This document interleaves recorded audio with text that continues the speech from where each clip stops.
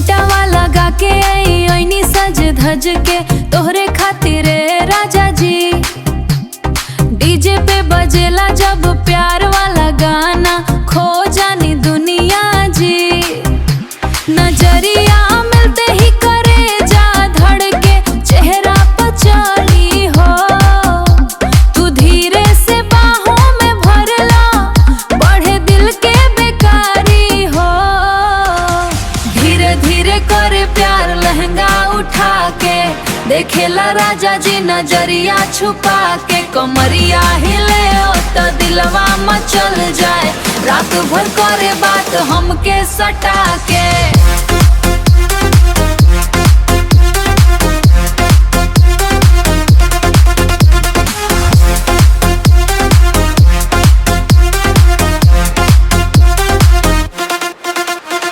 धीरे धीरे करे प्यार लहंगा उठा के कमर पे हाथ धरे मुस्कुरा के। चांद भी देखे तो शर्मा जाए ऐसा नाचे जोड़ी मिला के। पायलिया छन के चूड़ी खन के सांस भी गरम हो जाए।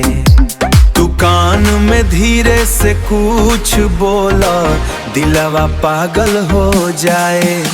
पायलिया छन के चूड़ी खन के बाकी सब धलका लागे। तोहरे छुअन से सजनवा पूरा बदन सिहर जाए। आजा करीब अब दूरी न रखा आज प्यार के रात बा। तू राजा हम रानी बन जाई बाकी दुनिया बाद बा। लाल लहंगा चमके बिजली जैसन तोहरे नजरिया फंस जाए। धीरे धीरे हाथ बढ़वला दिलवा जोर से धड़क जाए। ओ डीजे वाला बीट जब तेज बजे मरिया खुद हिल जाए।